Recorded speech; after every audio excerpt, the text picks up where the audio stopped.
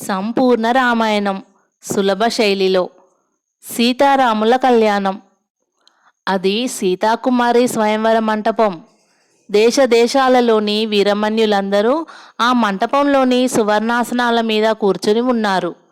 విశ్వామిత్రుడు రామలక్ష్మణులు తమకు ఇరువైపులా బంగారు పీఠాల మీద కూర్చొని ఉండగా తాను ఓ సువర్ణాసనం మీద ఉపవిష్ణుడై ఉన్నాడు. ఎదురుగా ఓ పెద్ద విల్లు ఉంది. అందరి చూపులు ఆ వింటి మీదే నిలిచి ఉన్నాయి. అది అతి పురాతనమైన విల్లు. ఆ విల్లు పైన చిత్ర విచిత్రములైన శిల్ప సౌందర్యాలతో పరిశోభిస్తూ ఓ పెద్ద కొండ చిలువలా ఉంది. అదే సమయంలో సన్నగా మంగళగంటికలు ధ్వనించాయి. అందరి చూపులు స్వయంవర మంటపం ముఖద్వారం వైపు పయనించాయి.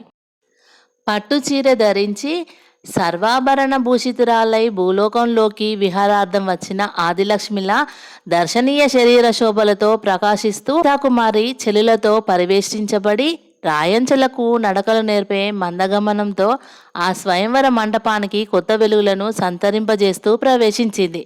ఆ యువతీమణికి ఇరువైపులా జనకరాజేంద్రుని తమ్ముడైన కుశధ్వజుని పుత్రికలు ఊర్మిళ, మాండవి, శృతకీర్తి కూడా వచ్చారు. ఆ రాజకన్యల వెనుక జనక మహారాజు కూడా ఉన్నాడు.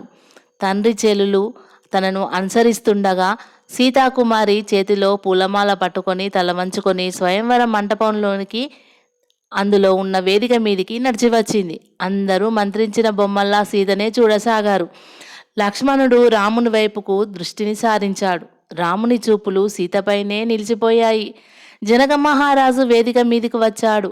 మహారాజు వెనుకనే మహామంత్రి కూడా వేదిక మీదికి వచ్చి పక్కనే నిల్చున్నాడు. మహామంత్రి, మా కుమారి వివాహ విషయమై మా నిర్ణయాన్ని సభకు వేంచేసిన వీరులందరికీ వివరించండి అన్నాడు జనకుడు. వెంటనే మహామంత్రి సభికుల వైపు తిరిగి, ఓహో వీరాగ్రేసరులారా, శూరశేఖరులారా, మీ అందరి మధ్యన ఉన్న ఆ ధనస్సు జనకరాజేంద్రులకు పరమశివుడు బహుకరించిన దివ్య సాధనం. ఆ మహాధనస్సును పైకి తీసి అల్లెత్రాటిని కూర్చిన మేటి సాహస వీరుణ్ణి మా రాజపుత్రిక అయినటువంటి సౌభాగ్యవతి సీతాకుమారి భర్తగా వరిస్తుంది. ఒక్కొక్కరుగా వచ్చి ప్రయత్నించవలసిందిగా కోరుతున్నాము అన్నాడు.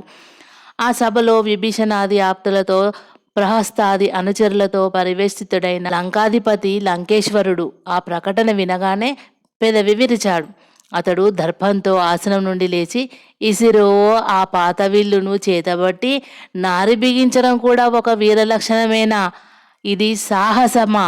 అహహ అహహ అని బిగ్గరగా నవ్వుతూ ఆ ధనస్సును సమీపించాడు. అందరూ లంకేశ్వరుని వైపే చూస్తున్నారు. రావణుడు విల్లును సమీపించి ఎడమ చేత్తో నిర్లక్ష్యంగా దానిని అందుకోబోయాడు. ఆ విల్లు కదలలేదు. కనుబొమ్మలు చిట్లించి బలం ప్రయోగించి కదల్చబోయాడు. సాధ్యం కాలేదు. సభలో అక్కడక్కడ గుసగుసలు, పరిహాసపూర్వకమైన నవ్వులు వినిపించాయి. రావణుడు కుడి చేతిని కూడా ధనుస్సు కిందికి చేర్చాడు. 2 చేతులతోటి ఎత్తబోయాడు. ధనుస్సు కొద్దిగా కదిలింది. చెమటలు కక్కుతున్న శరీరం ఆయాసంతో అటు ఇటు ఊగుతుంటే పళ్ళు బిగించి బలమంతా ఉపయోగించి మరలా పైకి లేపబోయాడు. కొద్దిగా పైకి లేచిన ఆ ధనుస్సు రావణునికి దుర్భరమైపోయింది. పడగ మీద దెబ్బతిన్న సర్పరాజులా బుసలు కొడుతూ అతడు, ఏమిటి వింత? కైలాస పర్వతాన్నే పెకిలించిన నా బాహుబలం కేవలం ఒక వింటిని పైకి లేపలేకపోతున్నది. ఈ విల్లులో ఏ మహత్తు దాగి ఉంది అని చిన్నగా గొనుగుతూ మళ్ళీ తీవ్రంగా ప్రయత్నించాడు. ఆ ధనుస్సు పైకి లేవటం అటుంచి రావణుని చేతులు మోయలేనంత బరువైపోయింది. అతడు అలా పట్టుకొని ఉండగానే మెల్లిగా కిందకు జారడం ప్రారంభించింది. రావణుడు ఎంత ప్రయత్నించినా ఆ ధనుస్సును కింద పడకుండా ఆపలేకపోయాడు. రావణుని చేతులు ఆ ధనుస్సు కింద పడటం, అతడు విలవిలలాడటం క్షణాల మీద జరిగిపోయాయి. రావణుడు ఆ కళ్యాణ మంటపం ప్రతిధ్వనించేటట్టు పెడబొబ్బలు పెడుతూ బాధతో కొట్టుమిట్టాడాడు. రక్తంతో ఒడుస్తున్న చేతివేళ్లను అతి ప్రయాసతో ఆ ధనుస్సు కింద నుండి లాక్కొని సిగ్గుతో తల వంచుకొని అక్కడి నుంచి కదిలిపోయాడు. తన ఆసనం మీద కూర్చోబోతున్న రావణుని చూస్తూ విభీషణుడు, అన్నయ్య, అది మన ఆరాధ్య దైవమైనటువంటి పరమశివుని విల్లు అని, దాని జోలికి వెళ్ళవద్దని నేను మొదటే చెప్పాను. అదీగాక ఇక్కడికి వచ్చే ముందు కూడా వెళ్ళడం అనవసరం అని చెప్పాను. నా మాట పాటించలేదు. ఇప్పుడైనా తెలిసి వచ్చిందా అన్నాడు.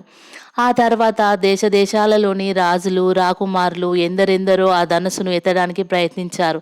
వారిలో ఒక్కరు కూడా ఆ ధనుస్సును కదిల్చలేకపోయారు. ఒక్క రామలక్ష్మణులు తప్ప. అందరూ ఆ వింటి దగ్గర భంగపాటు చెందారు. జనక మహారాజు ముఖంలో విచార రేఖలు అలుముకున్నాయి. మహామంత్రి జనక మహారాజు వైపు శూన్యదృష్టిలతోటి పరిగరిస్తూ, ప్రభు, ఆశ్చర్యంగా ఉందే, ఇంతమందిలో ఒక్కరు కూడా వింటిని కదల్చలేకపోయారు. విశ్వామిత్ర మునిందని పక్కన ఇద్దరు బాలకులు మాత్రం కూర్చొని ఉన్నారు. అందరి భంగపాటును కల్లారా చూసి భయపడివారు ఆ ప్రయత్నమే మానివేశారు. రాకుమారి వివాహ ప్రయత్నం ఇలా విఫలమైపోతుందని మనం ఊహించలేదు. సీతామహాలక్ష్మికి అనురూపుడైన వీరకుమారుడు వరుడుగా లభిస్తాడని ఆశించిన మనం ఒక విధంగా భంగపాటు చెందాం ప్రభు అన్నాడు. ఆ మాటలు విని రాముడు మందహాసం చేస్తూ విశ్వామిత్రుని వైపు చూశాడు. విశ్వామిత్రుడు చిన్న నవ్వుతో రామునికి అనుమతి ఇచ్చాడు. రాముడు లేచి విశ్వామిత్రునికి జనక మహారాజుకు నమస్కరించి గంభీర గమనంతో వింటిని సమీపించాడు. ఆహా, ఆ రాకుమారిని అందచందాలు కనులకు విందు కలిగిస్తున్నాయి. మహామంత్రి, ఆ వినయం, ఆ రాచటివి ఇక్కడ సమావేశమైన ఏ ఒక్కరిలోనూ మచ్చకైనా లేదు కదా. జనక మహారాజు ఆనందోత్సాహాలతో రాముణ్ణి కొనియాడుతూ మంత్రితో అన్నాడు. తండ్రి ప్రశంసకు పాత్రుడైన ఆ యువకుడు ఎవరా అని సీత ఓరగా రాముణ్ణి చూసింది. అదే సమయంలో రాముడు ఎడం చేత్తో అవలీలగా శివధనుస్సును ఎత్తిపట్టుకున్నాడు. సభికులంతా ఉలికిపాటుతో చూశారు. జనక మహారాజు కళ్ళల్లో ఆనందరేఖలు మెరిశాయి. మహామంత్రి ముఖంలో సంతోషం వెలిగిపోయింది. రాముడు సభనంతా ఇంద్రజాలంతో ముంచివేశాడు.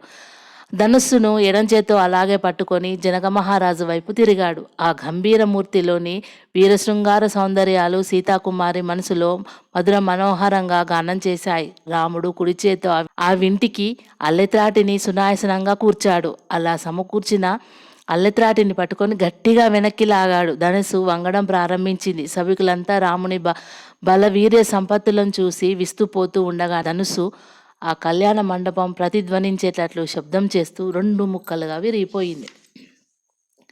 జనక మహారాజు ఆనందానికి అవధుల్లేవు. లేవు. సీతాకుమారి మందగమనంతో నుండి సిగ్గుతో రాముని వద్దకు నడిచి చిరునవ్వుతో ఓరగా ఆ వీరకుమారుని సుందరముఖ మండలాన్ని చూస్తూ తన చేతులలోని పూలమాలతో అతని కంఠసీమను అలంకరించింది. సభికులంతా కరతాళ ధ్వనులు చేశారు. స్వామి, మీ ఆశ్రమంలో మా అన్నయ్య కన్నా బంగారు కళ ఫలించింది. మీరు ఇక్కడికి బయలుదేరదామన్నప్పుడే అనుకున్నాను ఆ కళ నిజమై తీరుతుందని అన్నాడు లక్ష్మణుడు ఆనందంతో విశ్వామిత్రుని చూస్తూ.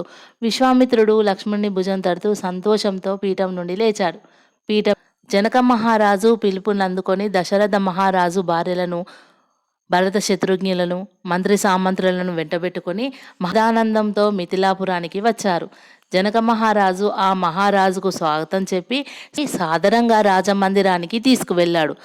దశరథుడు రామలక్ష్మణులను కౌగిలించుకొని ఆనంద బాష్పాలు రాల్చాడు. తన కుమారులను అంతటి ప్రయోజకులుగా తీర్చిదిద్దినందుకు విశ్వామిత్ర మహర్షిని అభినందించాడు. వశిష్ఠుడు విశ్వామిత్రుని ఎంతో ఆదరంతో సన్మానించాడు.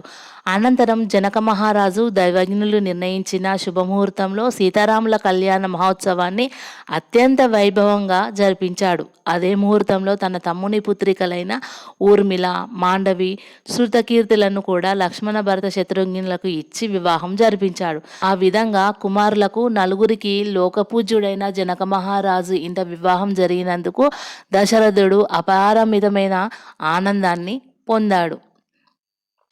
జనకుడు అల్లుళ్లకు వేరువేరుగా వేల కొద్ది రథాలను, గుర్రాలను, ఏనుగులను, పల్లకిలను ఆరణాలుగా ఇచ్చాడు. వివాహపు వేడుకలు ముగిసిపోగానే దశరథుడు కొడుకులను, కోడన్లను వెంటబెట్టుకొని సపరివారంగా మహావైభవంతో అయోధ్య నగరానికి బయలుదేరాడు.